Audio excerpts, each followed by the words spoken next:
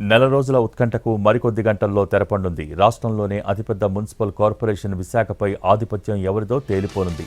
Mayor Hari Venkata కుమారిపై కూటమి ఇచ్చిన అవిశ్వాసంపై ఓటింగ్కు సమయం దగ్గర పడింది. దీంతో క్యాంపుల్లో ఉన్న కార్పొరేటర్లు విశాఖకు చేరుకుంటున్నారు. క్యాంపు నుంచి వస్తున్న కార్పొరేటర్స్ను ప్రత్యేక బస్సుల్లో తీసుకువెళ్లి ఈరోజు నేరుగా కౌన్సిల్ సమావేశానికి తీసుకురానున్నారు.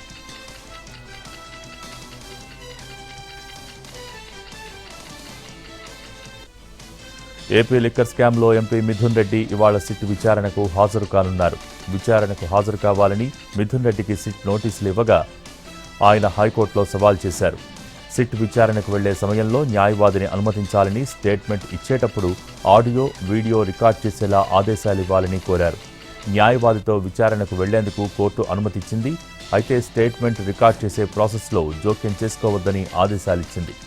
విజిబుల్ సీసీటీవీ కెమెరాలు ఏర్పాటు చేసిన చోట స్టేట్మెంట్ రికార్డ్ చేయాలని ఆదేశించింది.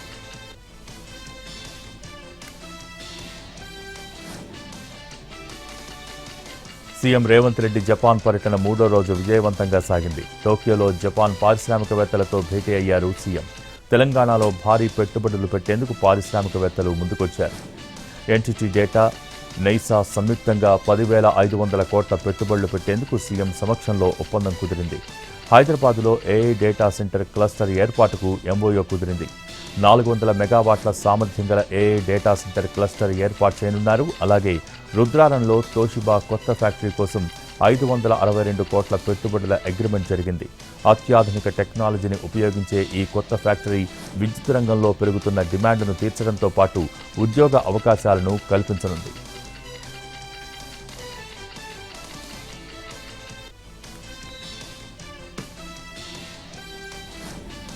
జపాన్ పర్యటనలో ఉన్న సీఎం రేవంత్ రెడ్డి బృందం టోక్యోలో సుమిధా నదిలో పడవలో ప్రయాణించింది. సుమిధా నది తీర ప్రాంత అభివృద్ధిని పరిశీలించింది బృందం. టోక్యోలోని ఈ నది తరహాలోనే మూసీ నదీ తీరాన్ని ఆధునికీకరించాలనే లక్ష్యంతో అధ్యయనం సాగించారు.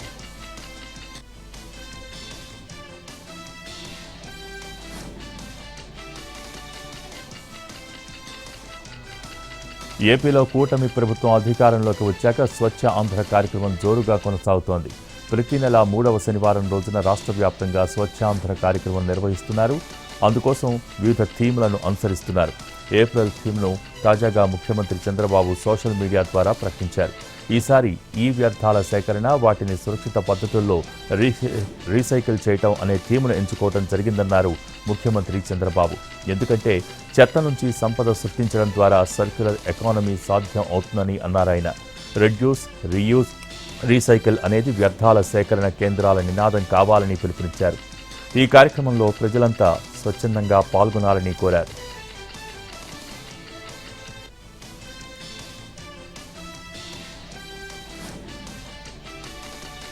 ఏపీలో మైనర్ మినరల్ పాలసీ 2025ను ప్రభుత్వం విడుదల చేసింది. మైనర్ ఖనిజాల ద్వారా అధిక ఆదాయ సృష్టి, పెట్టుబడుల ఆకర్షణ లక్ష్యమని తెలిపింది. 2022 మార్చి 13లో పెండింగ్లో ఉన్న దరఖాస్తులను లీజుకు మంజూరు చేసేందుకు అర్హమైనవిగా పరిగణిస్తూ నిర్ణయం తీసుకుంది. అయితే ప్రభుత్వ ఉత్తర్వులు ఇచ్చే నాటికి సదరు భూమి లీజు మంజూరుకు అర్హమైందిగా ఉండాలని స్పష్టం చేసింది.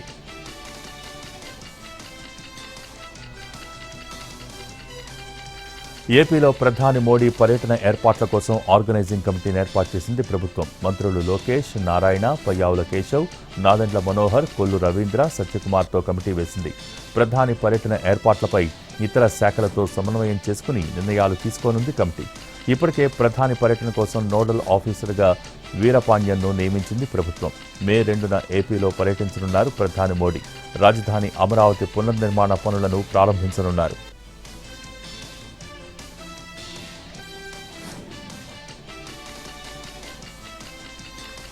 ఏపీలో ఎస్సీ వర్గీకరణ ఆర్డినెన్స్ అమలు నిబంధనలు జారీ అయ్యాయి. 3 గ్రూపుల్లో ఎస్సీ కులాల విభజన చేసింది ప్రభుత్వం. 3 కులాలకు కలిపి 15% రిజర్వేషన్లు అమలు చేస్తారు. 12 కులాలకు 1% రిజర్వేషన్, 18 కులాలకు 6.5% రిజర్వేషన్, 29 కులాలకు 7.5% రిజర్వేషన్ అమలు చేస్తారు. 3 గ్రూపుల వారీగా రోస్టర్ పాయింట్ల విభజన జరిగింది.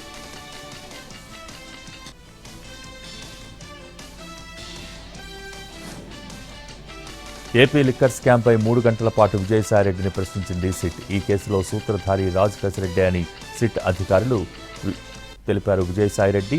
మొత్తం 6 సభ్యుల బృందం 4 అంశాలపై ప్రశ్నలు వేసిందని, అన్నిటికీ సమాధానం చెప్పానని అన్నారు. తనకు గుర్తులేని విషయాలు ఉంటే మరోసారి విచారణకు పిలిచినప్పుడు చెప్తానన్నారు. 3 కంపెనీలను రాజు కసిరెడ్డి లీజుకు తీసుకున్నారని, అన్నింటికీ సమాధానం ఆయన మాత్రమే చెప్పగలరని అన్నారు. కసిరెడ్డి తెలివైన క్రిమినల్ అని చెప్పారు విజయసాయిరెడ్డి. కసిరెడ్డి క్రిమినల్ అని తెలియక పార్టీ పెద్దలకు తానే పరిచయం చేశానని, తననే మోసం చేశాడని అన్నారు. మిథున్ రెడ్డి పాత్ర గురించి తనకు తెలియదన్నారు సాయిరెడ్డి. మరోసారి విచారణకు రమ్మన్నా వస్తానన్నారు Sai Reddy.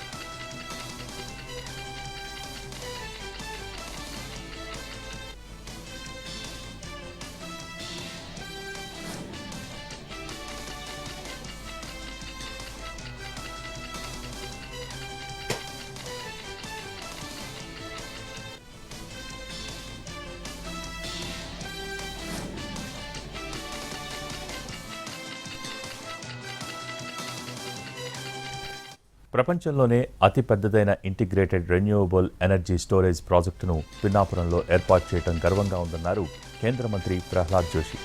Renewable green energy project పూర్తయితే నంద్యాల జిల్లాలోని ఈ ప్రాంతం ఆర్థిక అభివృద్ధికి దోహదపడుతుందన్నారు. గ్రీన్ కో ప్రాజెక్టులో రోజుకు 10,080 మెగావాట్ సామర్థ్యంతో విద్యుత్ ఉత్పత్తి అవుతుందన్నారు కేంద్ర మంత్రి. చుట్టుపక్కల అనుబంధ పరిశ్రమలు అభివృద్ధి చెంది స్థానికుల ఉపాధి అవకాశాలు మెరుగవుతాయన్నారు కేంద్ర మంత్రి.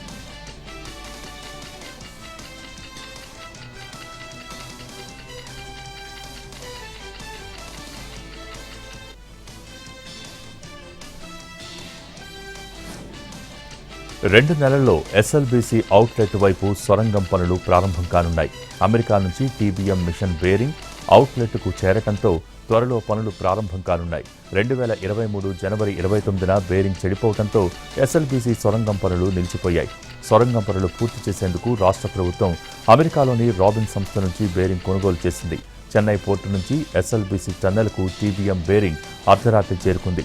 టీబీఎం మిషన్కు బేరింగ్ బిగించడానికి 4 రోజులకు పైగా సమయం పట్టే అవకాశం ఉండటంతో మరో 2 నెలలలోపు అవుట్లెట్ వైపు సొరంగం పనులు ప్రారంభమయ్యే అవకాశం ఉన్నట్టు అంచనా వేస్తున్నారు.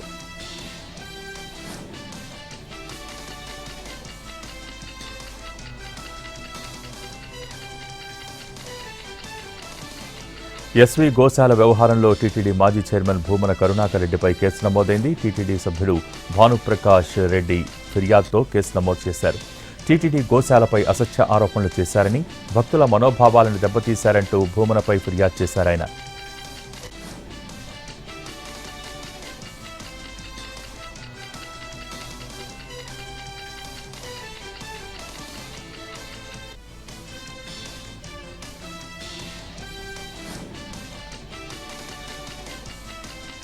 ఎంఎంటీఎస్ ట్రైన్లో యువతిపై అత్యాచార యత్నం కేసులో ట్విస్ట్ చోటు చేసుకుంది. తాను తప్పుదోవ పట్టించలేదని, పోలీసులు నిందితుడిని చూపించినప్పుడు తాను గుర్తుపట్టానని ఎన్టీవీకి వివరించింది బాధితురాలు. ట్రైన్లో తనపై అత్యాచార యత్నం జరిగింది వాస్తవమేనని చెప్పింది. దుండగుడి నుంచి తప్పించుకోవడం కోసమే ట్రైన్ నుంచి దూకానని స్పష్టం చేసింది.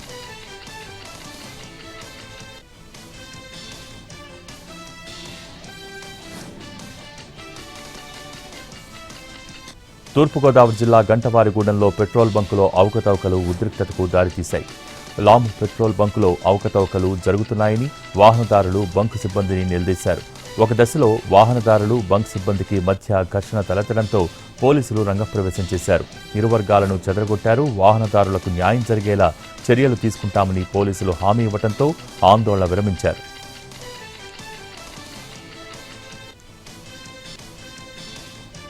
కాకినాడ జిల్లా గొల్లపురంలో పెళ్లి ఊరేగింపు అందరినీ ఆకర్షించింది. ఎడ్లబండిపై ప్రదర్శనగా వరుడు వధువులు వివాహానికి వెళ్లటం ప్రత్యేక ఆకర్షణగా నిలిచింది. కాకినాడకు చెందిన ఆకి వీరవెంకట నారాయణ, సాయి మనోజ్కు గొల్లపురంకు చెందిన గ్రంథి పద్మావతి, రత్నాలక్ష్మి, రాధా దీపికలకు పట్టణంలోని సత్యకృష్ణ కన్వెన్షన్ హాల్లో రాత్రి వివాహం జరిగింది. ఈ వివాహానికి పెళ్లికొడుకు, పెళ్లికూతురు ప్రత్యేకంగా అలంకరించిన ఎడ్లబండిపై కళ్యాణ వేదిక వద్దకు చేరుకున్నారు. అంతకుముందు ఎడ్లబండిపై ఏర్పాటు చేసిన కుర్చీలో కూర్చుని పెళ్లి కుమారుడు గొల్లపురంలో ప్రదర్శనగా వెళ్తూ అందరి దృష్టిని ఆకర్షించాడు.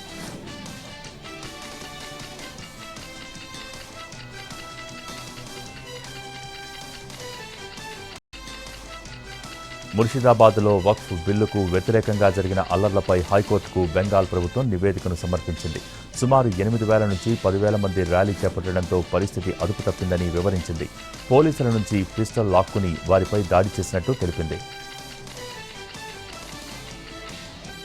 హైదరాబాద్లోని పలు ప్రాంతాల్లో ఉరుములు మెరుపులతో కూడిన వర్షం పడింది. ఉదయం నుంచి ఎండ ఉక్కపోతతో అల్లాడిపోయిన జనానికి సాయంత్రం కాస్త ఉపశమనం కలిగింది. అబిడ్స్, నాంపల్లి, బంజారాహిల్స్, మాదాపూర్, చైతన్యపురి, దిల్సుఖ్ నగర్, వనస్థలిపురం, గాంధీభవన్, కార్వాన్, కుత్బుల్లాపూర్, మియాపూర్, గచ్చిబౌలి, నానక్రామ్గూడ, సికింద్రాబాద్, గాంధీ ఆసుపత్రి, మెట్టుగూడ తదితర ప్రాంతాల్లో భారీ వర్షపాతం నమోదైంది.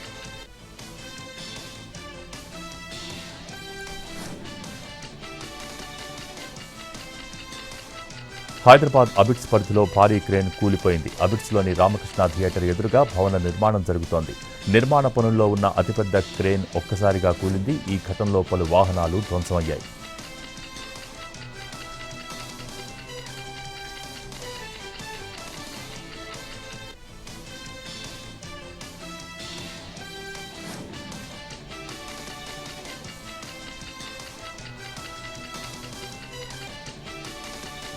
విజయవాడలో ఆర్ఎస్ బ్రదర్స్ రెండో షోరూం ప్రారంభమైంది. బీసెంట్ రోడ్లో ఈ షోరూం సినీ నటి Keerthy Suresh, Vijayawada MP Kesineni Sivanath, central MLA Bonda Uma చేతుల మీదుగా ప్రారంభమైంది.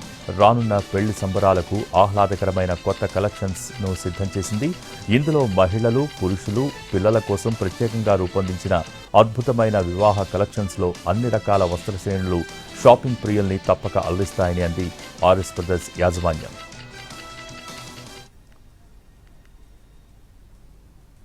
లాంచ్ చేసాము. ఎస్పెషల్లీ సిల్క్ శారీస్లో కంచిపట్టు, బనారస్ కానీ అన్ని రకాల వెరైటీస్ ఆఫ్ సిల్క్ శారీస్లో, అలానే మెన్స్లో ఎథనిక్ వేర్, పిల్లలకు సంబంధించిన ఎథనిక్ వేర్ కూడా చాలా వెడ్డింగ్ కలెక్షన్ లాంచ్ చేయడం అయింది. అందరూ తప్పకుండా షోరూమ్కి విజిట్ చేసి హ్యాపీగా షాపింగ్ చేయాలని కోరుకుంటూ అందరికీ ధన్యవాదాలు. Thank you so much. Season కోసం చాలా